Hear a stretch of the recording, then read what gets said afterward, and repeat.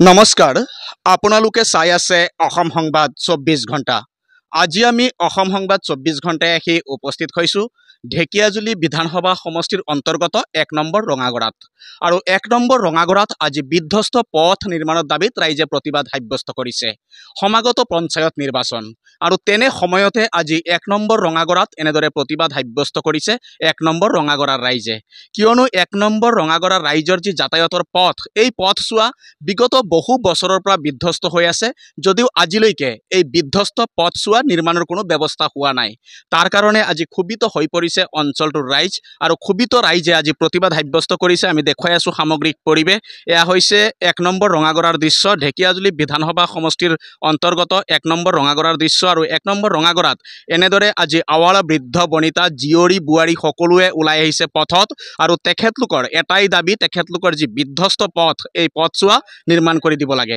বিগত সময়ছোৱাতো এই বিধ্বস্ত পথছোৱা নিৰ্মাণৰ কাৰণে তেখেতলোকে দাবী উত্থাপন কৰিছিল, যদিও এই দাবীৰ প্ৰতি কোনো সঁহাৰি নজনালে স্থানীয় জনপ্ৰতিনিধিয়ে। ইয়াকে লৈ আজি তেখেতলোকে ক্ষোভ প্ৰকাশ কৰিছে আৰু পথত ওলাই আহি প্ৰতিবাদ সাব্যস্ত কৰিছে। আৰু ইয়াতে আছে প্ৰতিবাদকাৰীসকল, আমি তেখেতলোকৰ পৰা কিছু কথা জনাৰ চেষ্টা কৰিম। দেখা গৈছে ঢেকিয়াজুলি সমষ্টিৰ অন্তৰ্গত 1 নম্বৰ ৰঙাগড়াত এটি বিধ্বস্ত পথৰ কাৰণে আজি আপোনালোকে পথত আহিছে আৰু প্ৰতিবাদ কৰিছে, কি ক'ব?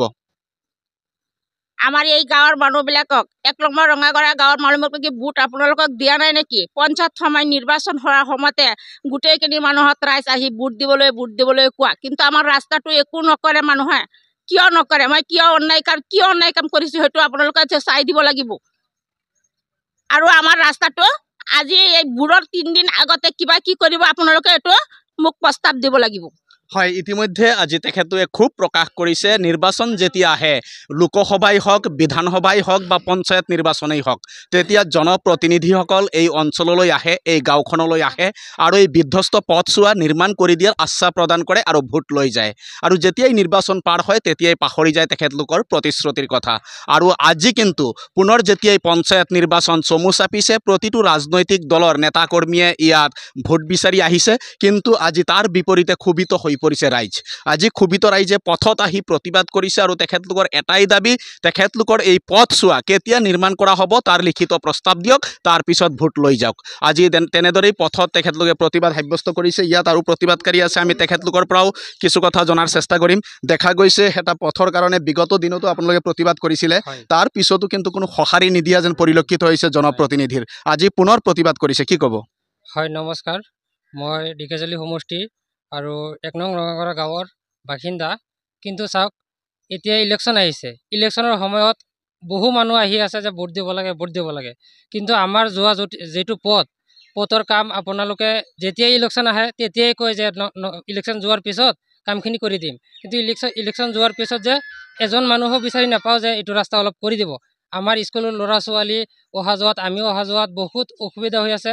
সেইটো কাৰণে অসমৰ মুখ্যমন্ত্ৰী ডক্টৰ হিমন্ত বিশ্ব শৰ্মা ডাঙৰীয়া আৰু আমাৰ ঢেকিয়াজুলি সমষ্টিৰ বিধায়ক অশোক সিংঘাল ডাঙৰীয়া, তেওঁক বিনম্ৰভাৱে অনুৰোধ কৰিছোঁ যে এতিয়া আমাৰ ৰাস্তাটো অতি সোনকালে হ'ব লাগে। আৰু বাকী আপোনালোকৰ যিমান আমি সহায় বিচাৰিছোঁ সেইবিলাক এতিয়া মানে কি ক'ম, আৰু অতি সোনকালে আমাৰ ৰাস্তাটোৱে হ'ব লাগে। সেইটো আমাৰ ৰাইজ ওলাই আহিছে, আমাৰ ৰাইজে সেইটো আপত্তি জনাইছে। এতিয়া আপোনালোকে এইটো ৰাস্তাখিনি আপোনালোকে অতি সোনকালে দৃষ্টি দিয়ক। হয়, ইতিমধ্যে শুনিলে জনপ্ৰতিনিধিৰ দৃষ্টি আকৰ্ষণ কৰিবলৈ আজি প্ৰতিবাদ সাব্যস্ত কৰিবলগীয়া হৈছে ৰাইজে।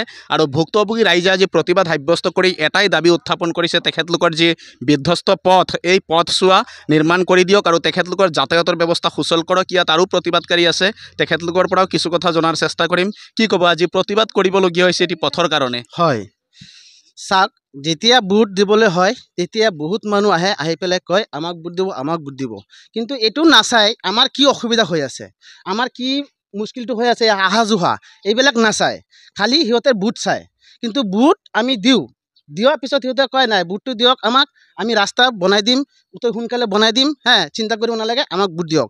তেনেহ'লে আমি সেইটো ভৰসা কৰি আমি সিহঁতক ভোট দি দিওঁ, কিন্তু তাৰ ভোটৰ পিছত সিহঁতক দেখাই নাপাওঁ ৰাস্তা হৈছে কি নাই, একো মানে খবৰ নলয়। কিন্তু সেইটোৱে আমাৰ দাবী, আমাৰ ৰাস্তা হ'ব লাগে, নহ'লে আমাৰ এই গাঁৱৰ যিখিনি ভোট আছে, আমাৰ ৰাস্তা যোনে বনাই দিব আমি সিহঁতৰ লগতে যাম। মানে মোৰ কথা হৈছে কি, আমাৰ ৰাস্তাটো বনাব লাগে।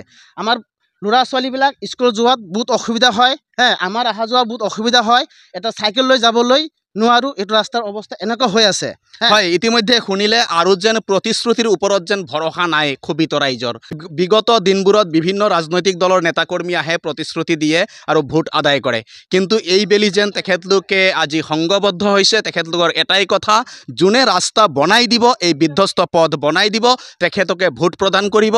আৰু সেইকাৰণে আজি তেখেতলোকে পথত আহিছে, প্ৰতিবাদ সাব্যস্ত কৰিছে। আৰু আমি দেখুৱাই আছোঁ সামগ্ৰিক পৰিৱেশ। এয়া হৈছে শোণিতপুৰ জিলাৰ অন্তৰ্গত ঢেকীয়াজুলি বিধানসভা সমষ্টি এলেকাৰ 1 নম্বৰ ৰঙাগড়াৰ পথ। আৰু এয়া হৈছে পথৰ অৱস্থা বৰ্তমান যাতায়াতৰ কাৰণে সম্পূৰ্ণ অনুপযোগী হৈ পৰিছে এই পথছোৱা। আৰু যাতায়াত কৰোঁতে এতিয়া ব্যাপক কষ্টৰ সন্মুখীন হৈছে পথৰ চাৰি, লগেদি স্কুল কলেজৰ ছাত্ৰ ছাত্ৰীসকলেও ব্যাপক কষ্টৰ সন্মুখীন হৈছে এই 1 নম্বৰ ৰঙাগড়া গাঁৱৰ ৰাইজৰ যি যাতায়াতৰ পথেৰে অহা যোৱা কৰোঁতে। আৰু তাকে লৈ এতিয়া ক্ষোভিত হৈছে অঞ্চলটোৰ ৰাইজ। আৰু এয়া চাওক পথৰ অৱস্থা, আমি দেখুৱাই আছোঁ পথৰ অৱস্থা। এয়া হৈছে ঢেকীয়াজুলি বিধানসভা সমষ্টিৰ অন্তৰ্গত 1 নম্বৰ ৰঙাগড়াৰ পথ। আৰু এই পথেৰেই দৈনিক হেজাৰ হেজাৰ লোকৰ অহা যোৱা হয়, স্কুল কলেজৰ ছাত্ৰ ছাত্ৰী অহা যোৱা হয়, বিভিন্ন সৰু বৰ যান বাহন এইটো পথেৰে অহা যোৱা হয়, আনকি জৰুৰীকালীন সেৱাৰ বাহনসমূহ এই পথেৰে অহা যোৱা কৰিবলগীয়া হয়, যদিও আজিলৈকে নিৰ্মাণ নহ'ল এই বিধ্বস্ত পথছোৱা। এয়া পথ নে পথাৰ এতিয়া ধৰিব নোৱাৰা এটা পৰিৱেশ হৈছে। আৰু আমি আশা কৰোঁ এই ক্ষেত্ৰত স্থানীয় যিগৰাকী জনপ্ৰতিনিধি, তেখেতলোকে সঠিক সিদ্ধান্ত গ্ৰহণ কৰিব আৰু এই বিধ্বস্ত পথছোৱা নিৰ্মাণ কৰি ৰাইজৰ যাতায়াতৰ ব্যৱস্থা সুচল কৰিব। তাৰে আশা কৰি সকলোৱে অসম সংবাদ 24 ঘণ্টা চাই থোৱাৰ কাৰণে মই প্ৰশান্ত বৈশ্যই ঢেকীয়াজুলি সমষ্টিৰ অন্তৰ্গত 1 নম্বৰ ৰঙাগড়া গাঁৱৰ পৰাই সকলোলৈ ধন্যবাদ জ্ঞাপন কৰিছোঁ।